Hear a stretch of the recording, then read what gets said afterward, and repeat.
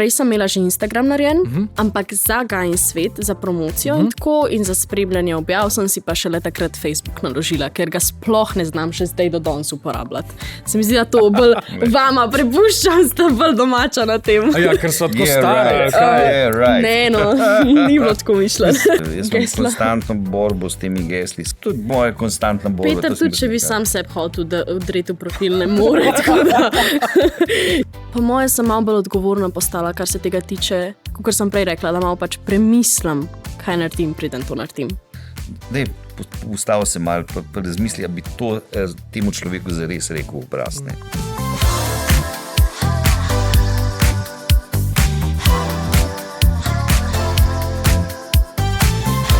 Živjo, dobrodošli v novi epizodi podcasta Uživajmo pametno, ki bo danes zelo filmsko obarvana.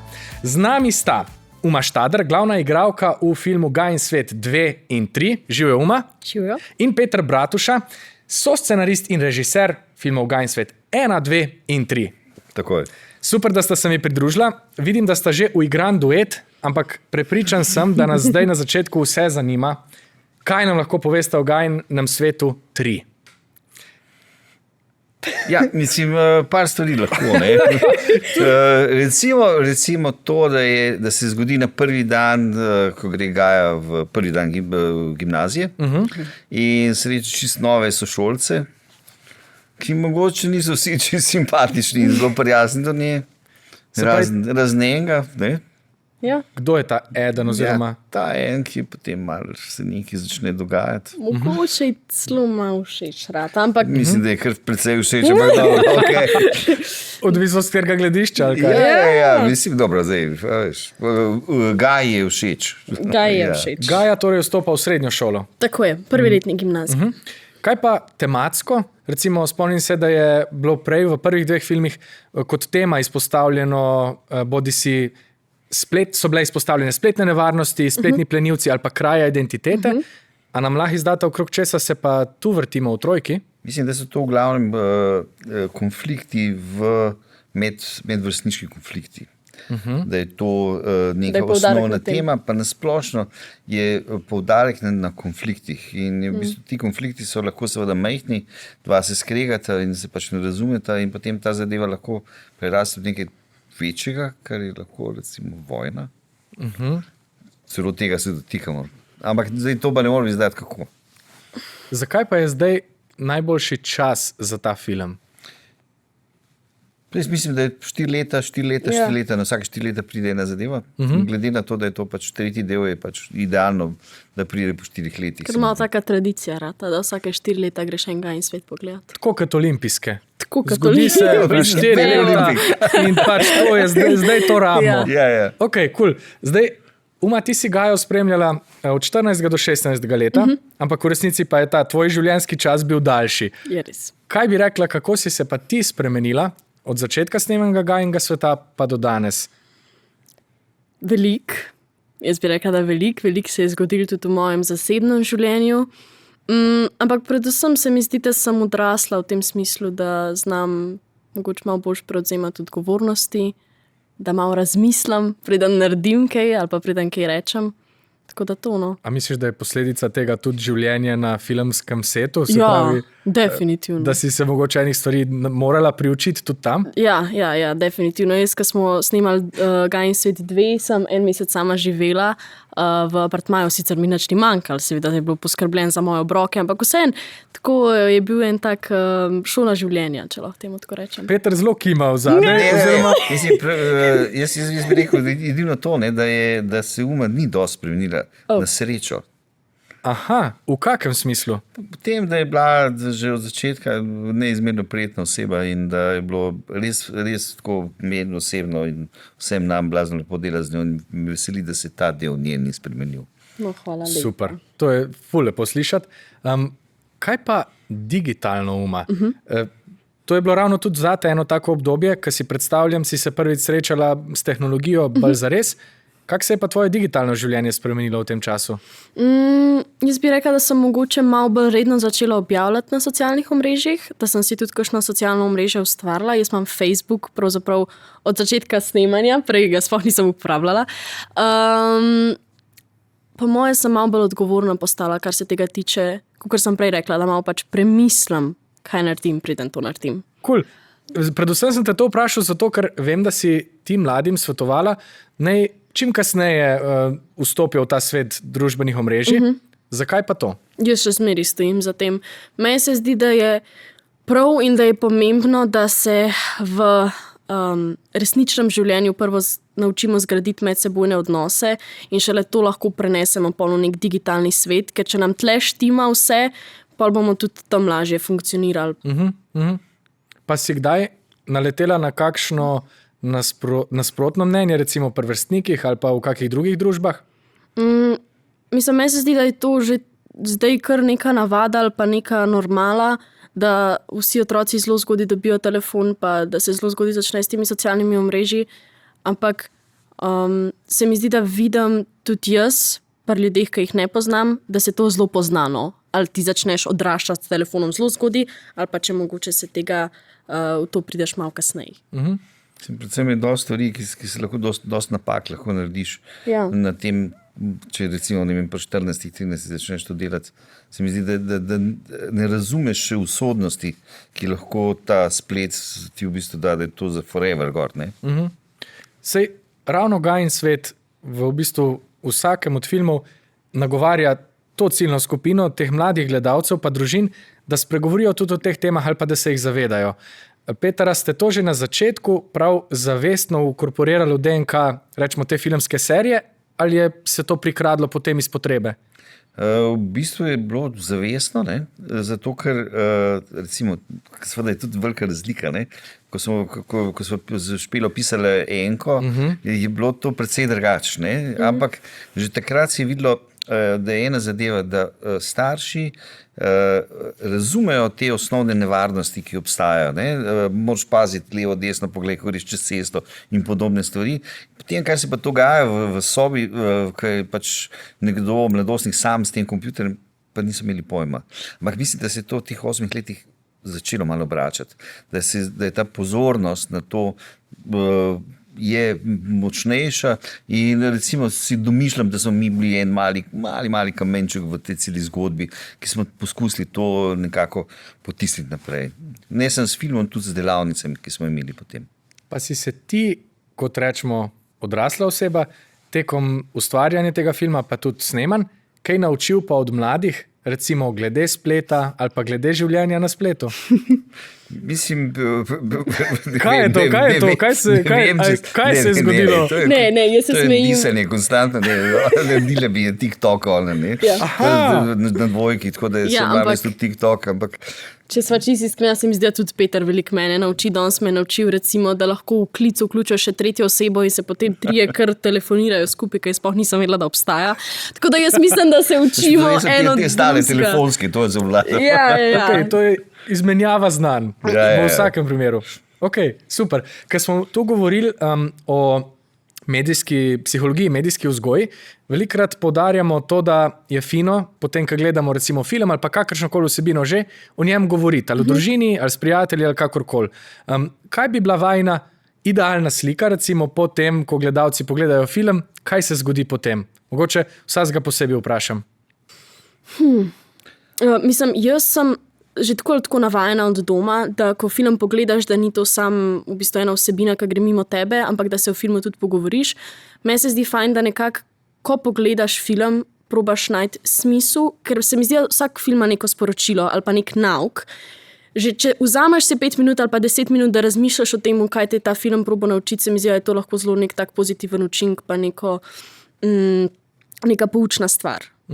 Da ne gre sam mimo tebe, ampak da se usedeš, razmišljaš, to pa to, super, lahko kaj od tega jaz odnesem, mi kaj pride prav v mojem življenju, top, greš naprej. Cool. Jaz mislim, da je ta, posebej v tretjem delu, govorimo o teh konfliktih, ne še o nasilju, ampak o konfliktih. In v bistvu pokažemo tudi, kako iz konflikta lahko rata nasilje, In da je v bistvu na nivoju konflikta, se pravi, da se moramo naučiti kregati, da se moramo naučiti spoštovati druga mnenja, ki sicer niso enaka našim, ampak da jih vseeno spoštujemo. To je recimo nekje tudi smer tega filma. kjer pokažemo tudi na koncu najhujši konflikt, ki pač obstaja. In v tem najhujšem konfliktu je samo kulminacija v bistvu v osnovi enega nesporazuma in potem kasneje konflikta in potem kasneje nasilja. In seveda je treba govoriti o tem predno iz konflikta rata nasilja. To je tisto, kar bi si jaz želel, da bi nek pogovor, da bi stekel v tej smeri. Super. In vem, da Gain svet tudi pogosto oziroma vedno potuje v kompletu komunikacije s šolami, z mladimi, tudi s kakšnimi delavnicami po tem. Kaj pa je funkcija tega? Jaz mislim, da je funkcija tega v glavnem to, da v filmu ti ne moreš zdaj, v filmu mi samo označimo oziroma pokažemo teme, probleme. Film ni medij, v katerem bi razlagali vse te zadeve, zakaj se kakšna zadeva zgodi. Mi samo nakažemo to in zato je silno koristno, da je po recimo šolskih projekcijah imamo seveda delavnice, kjer lahko določene probleme na prizorih iz filma, da v bistvu razložimo, kaj se je zgodilo bolj detaljno in je v tem, se mi zdi, da je velik plus za gledalce, ker enostavno, to ni vse, mislim, nekdo je mislil o tem, kaj se dogaja. Tako da se mi zdi, da je to silno koristno in zares se je izkazalo pri prvem in drugem delu, da smo s temi delavnicami izjemno širok krog ljudi nagovorili, mnogo širše, kot bi ga drugače lahko, če bi samo imeli predavanje v šoli. En tak element povezovanja je postal ta film. Se mi zdi, da je ta neka zabava pa še poučnost zraven. Ja, da je tudi na zabaven način pokazati zadeva, da nočemo žugati s prstom, nočemo učiti ljudi, ampak samo pokažemo eno zgodbo, govorimo in v to zgodbo vpletemo te. Dejansko s tem filmom odvzamete pa tudi odgovornost tega, da bi moral biti učbenik ali pa učitelj ali pa biti didaktičen, ker če bi bil pa samo to, pa tudi po mojem ne bi pritegnil toliko gledalcev. Dajmo odpreti potem še eno temo, ki se mi zdi, da je pri vama ves čas prisotna, to je pa humor. Ker gotovo tudi pomaga, da lahko odpremo kakšne globlje teme ali pa v njih govorimo na drugačen način. Kaj bi rekla, kakšna je pa vloga humorja v filmu? Ja, mislim, da humor je, film brez humorja, tudi blazno resni filmi so mi všeč, če imajo vsaj malo humorja. Humor je tista zadeva, ki te sprosti, ne? In jaz vedno nekako, to je Hitchcockova neka enačba, kjer vedno, ko te nasmeji, je naslednja scena, je potem nekaj se zgodi. In je v bistvu ta kontrast med humorjem in nečim, kar je težko, bolj usodno, je ravno zaradi tega, ker drugače začutiš to, če je kontrast med dvema zadevama. In zato seveda tudi vedno v vseh filmih nekako zelo cenim humor oziroma ga uporabljamo kot en tak povezovalni element znotraj filma. Uma, kaj pa humor na snemanju? A ga je bilo kaj? Jaz bi rekla, da je v filmu Gain svet 3 velikega humorja. Predvsem bi pa poudarila, da je upodobljen v vlogi Jureta Zrneca, ki igra Aleksa, Gainga velikega nasprotnika, ki doživi v filmu neko osebno rast, če lahko temu tako rečem. Ampak mi smo se na snemanju veliko smejali. Res veliko. Ker seveda tudi, ko se kamere ugasnejo, ne gre iz svoje vloge. To ni kad pa sta. In se je to nadaljevalo naprej. Tako da je bilo kar zabavno. Kaj pa, a je ta, torej, čeprav razumem, Juri igra glavnega antagonista. Tako. A je potem humor tudi temu liku pomagal? A se je ta antagonizem kaj nam lahko še več? Povejte nam še kaj več. Jure Zrnec nadaljuje, to je lik, ki se nadaljuje iz drugega dela. V drugem delu sta ga Matic in Gaja sta ga spravila v zapor. Zdaj ga pa nekako potegnejo iz tega zapora ven. In potem se po sklopu, po nekih slučajih se znajdeta ona dva skupaj, se pravi največja nasprotnika. Pač usoda jih pripelje do tega in morate preživeti 2 dni skupaj. Morata v bistvu sodelovati. In potem morata sodelovati, da seveda lahko cela zadeva gre naprej, da preživita in seveda v takih momentih seveda se nekako odpirajo neki predalčki, ki jih prej niso se hoteli odpreti ali pa jih neko ni hotel pokazati. in potem počasi se ta zadeva leze skupaj. Okay. Zdaj se tudi meni že malo sestavlja ena predstava o tem, kaj bomo gledali. Super. Saj imamo osnovne gabarite, imamo vstop v srednjo šolo, imamo očitno z Aleksom kar eno borbo, ki pa mogoče postane še nekaj drugega. Ja, jaz ne vem, koliko smem povedati. Ja, ti samo predajaš. Nočemo preveč, no, glavno, super. Film zgleda na začetku zelo taka, pač normalna mladinska dogajanje v šoli, romantična komedija, ki se pa v enem momentu spremeni nekaj čist drugega. Ok, komaj čakam. Potem pa gremo zdaj še malo nazaj na sama snemanja. Slišali smo, da se je med snemanji zgodil tudi nekaj zapletov, ne povezavi z snemanjem filma, ampak z nekimi krajem identitete pa z digitalnimi zapleti. A nam lahko izdaš kaj več? Ja, jaz se spomnim, da v bistvu v času snemanja so udrli v profil dvema igralkama, in sicer Ajdi Smrekar in Katarini Čas. To na dvojki, ne? Na snemanju, ja, Gainset 2. Tako da smo se v bistvu sta se one dve mogli ukvarjati s tem, kako odreagirati v takem primeru in kaj sploh naresno. Lahko sploh kaj narediš v takem primeru. Ja, ja. Pogosto so te težave kar zapletene ali pa se zdijo nerešljive. Ne? A si je kdo od vaju zaradi tega vklopil dvofaktorsko autentikacijo?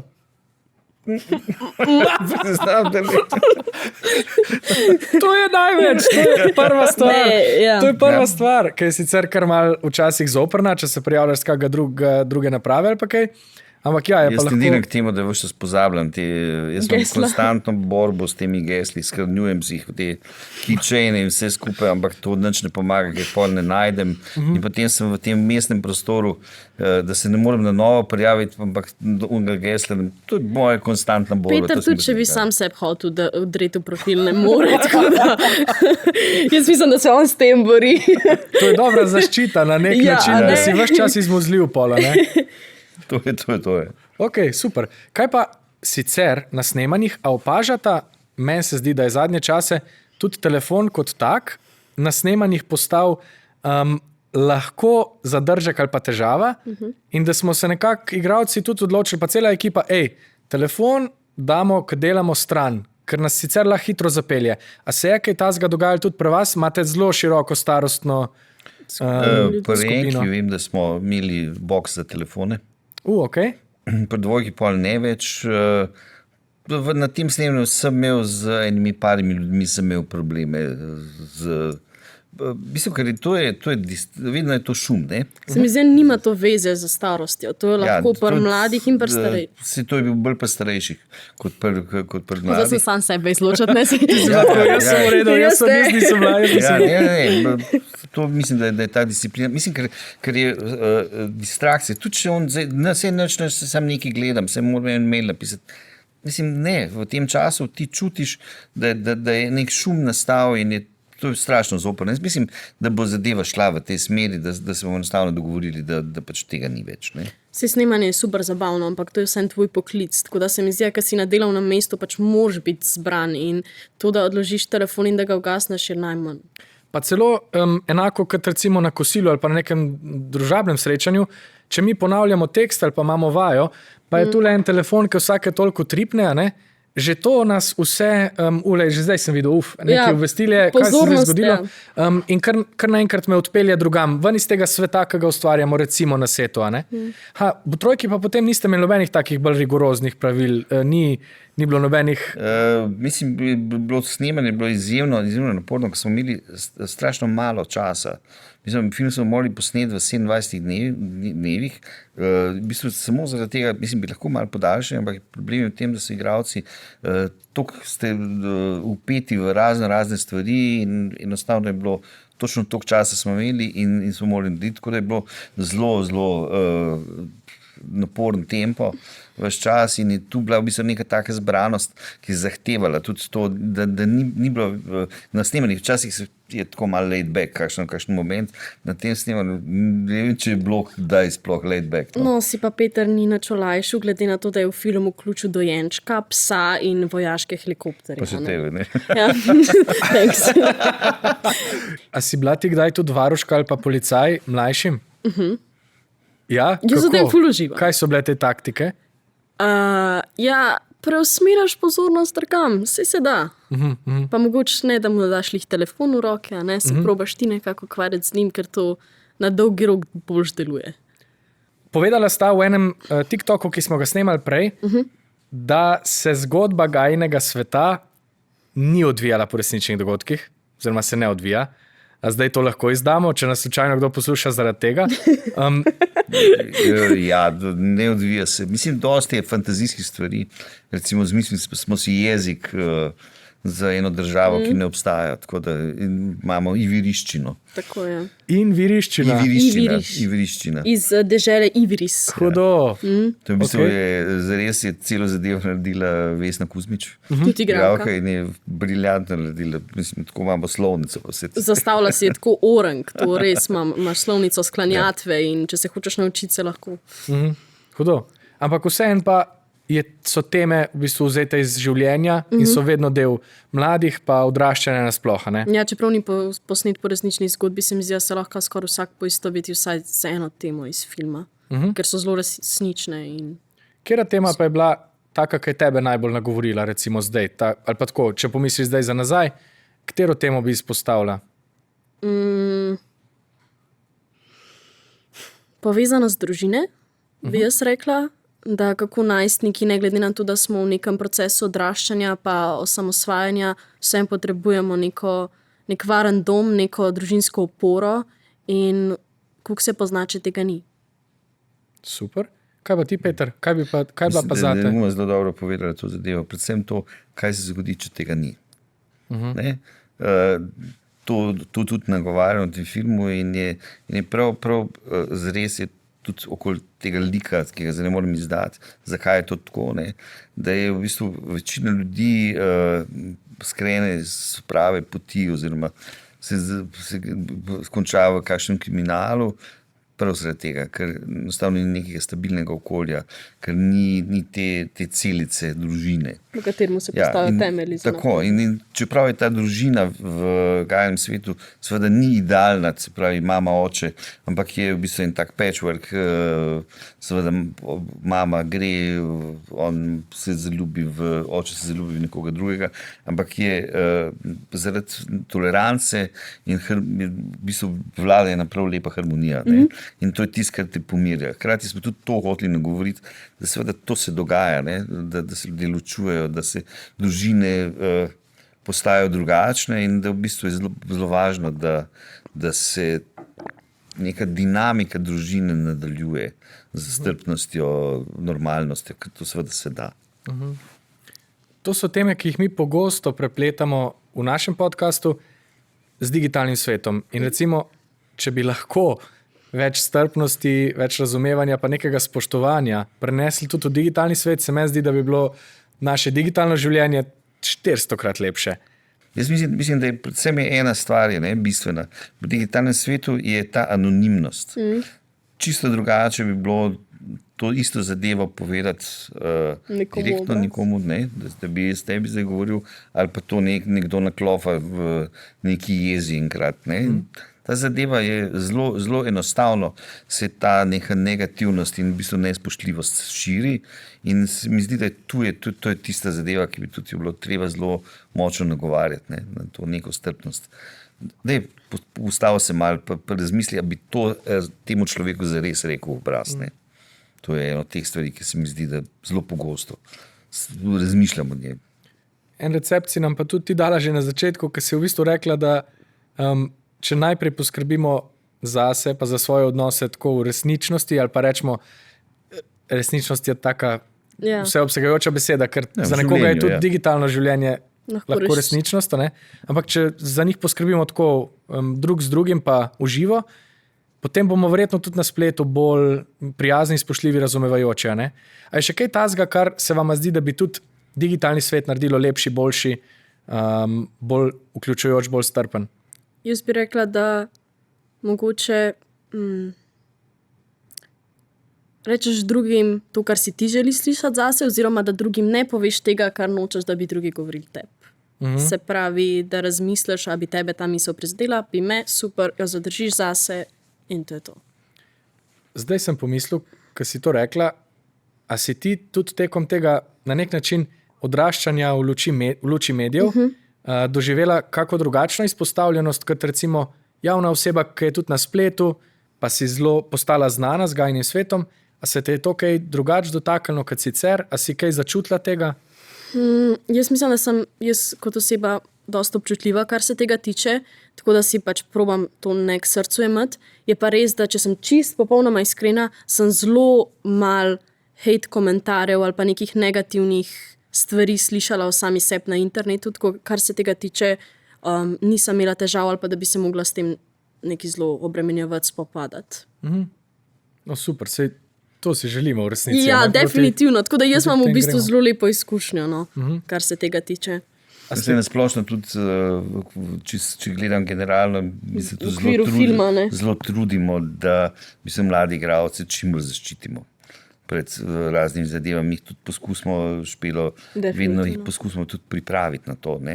Kaj bi lahko bilo, če bi bilo, da to enako kot je uspeh, ni resnično, da je to pač ena izmišljija, tako tudi ta črn del, kakšni hate komentarji, kaj takega, to ni konc sveta. In to vedno, kar kdo nov pride, poskušamo, kar nekako seveda poskušamo tudi obraniti v smislu, da ne pride nič sploh do tega, ampak tudi, če bi prišlo, da so pripravljeni na to, da lahko to pride in da veš, da to ni direktno, da ne smeš sprejeti to preveč usodno. Se mi zdi, da ko sem bila stara 14 let in smo snemali Dvojko, sem čutila zelo veliko podporo strani Špela in Petra. Se mi zdi, da sta ona dva res, kar se tega tiče, mojstra dela z mladimi in v bistvu priprave na to slavo, če lahko temu tako rečem. To bom zdaj prijel za roge. Govorila sta o tem, kako je tudi pomembno recimo dojemati to razširjeno družino, pa mogoče sem zdaj dobil občutek, da ste tudi vi, kot ena filmska družina, ena taka razširjena, ogromna gmota. Ok, lahko veš. Kaj lahko veš? Ona, ja. Lahko povem. Dej, kaj?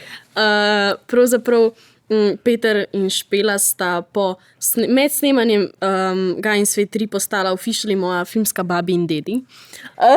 Ne, tudi tako kliče zdaj. In ju tudi tako kliče.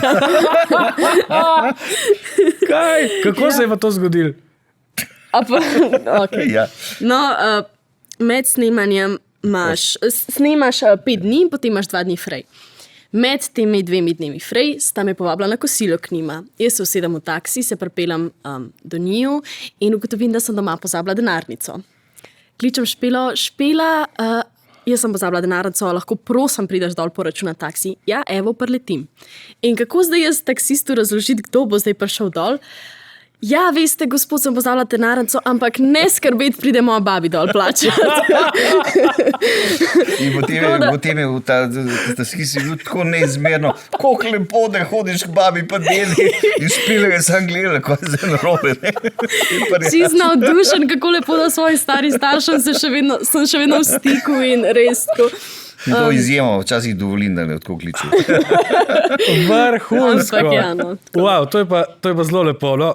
Zdaj sta me razorožila, kar sem hotel vprašati, pa v bistvu to, da tako kot na nek način morate vi skomunicirati s celo mlado ekipo, pa s ti izpostavljenosti na spletu, se mi zdi, da v vsaki družini v bistvu starši poskušajo otrokom povedati, kako se obnašati v digitalnem svetu, pa tudi kako jemati sovražne komentarje. In če bi zdaj morala izolirati, kaj je bilo tisto ključno, recimo sporočilo, ki si ga dobila od Petra, od Špele ali pa od cele ekipe, glede tega, kaj bi to bilo? Da si ne jemlješ k srcu, Da to ni nujno zaradi tega. Mislim pa predvsem, da se ne sekiraš, kaj narobe s tabo, zato, ker sem tako oblečena, ker ne vem, tako govorim, zato, ker tega ne znam ali ker ne vem kaj. Mislim, to ni nekaj toliko osebnega in če se to naučiš, da ne jemeš tega osebno. Pa da obstaja support nekoga, ki mu lahko poveš to, ne? Če bi prišlo, da ne ostaneš sam. Ne? Veš, vedno vsem govorimo, gledaj, takoj, če se karkoli zgodi, karkoli vas bo, takoj pokličite, takoj se javite ali pa povejte. Ne? Tako da poskušamo biti na ta način čim bolj aktivni v smislu neke zaščite. No? Tako, nekako si želim, da se igralci, predvsem mladi igralci, počutijo dobro, zaščiteno, prijetno, da mi fino med tem, ko delajo. In to vam definitivno uspeva, bi jaz rekla. Ja, se to je videti, čutiti in tako v pogovoru, prepričan sem pa tudi, da na filmskem platnu. Za zaključek, če bi morala zaokrožiti naš pogovor zdaj, kaj bi bila vajna zaključna misel, kaj se vam zdi, da smo danes povedali novega ali pa pomembnega? Poskušamo to zadevo, ki jo delamo, jemati ne toliko resno, seveda jo jemljamo blazno resno, ampak hkrati ne resno, ker še vedno uživamo v tem, tako kot otroci, tudi jaz pri mojih 63 letih, je to z mene čisto ista zgodba. In tudi ti pogovori in vse te zadeve so v bistvu en užitek. Super, hvala. Evo, lepo je zaključil. Se strinjaš, podpišeš? Zelo. Tako, okay. Ne, te zaključki so mi tako končni in odločilni. Ne, jaz se strinjam s tem, kar je Peter rekel, pa tudi bi mogoče dodala to, da si najdeš nekoga, ki je lahko mogoče narekovaj tvoj varuh ali pa komu zaupaš, če pride do česa tazga, da veš, da imaš eno osebo, s katero se lahko pogovoriš in se mi zdi, da pol ta na vides velik problem hitro lahko rata manjši. Super. Najlepša hvala za to super debato. Se veselimo, da vidimo film še v kinu, ko me čakamo. To je ena redkih trojk, ki se je zgodila v slovenskem filmu. Ne? V bistvu je to druga trojka po Kekcu, se pravi Gain svet 3 prihaja.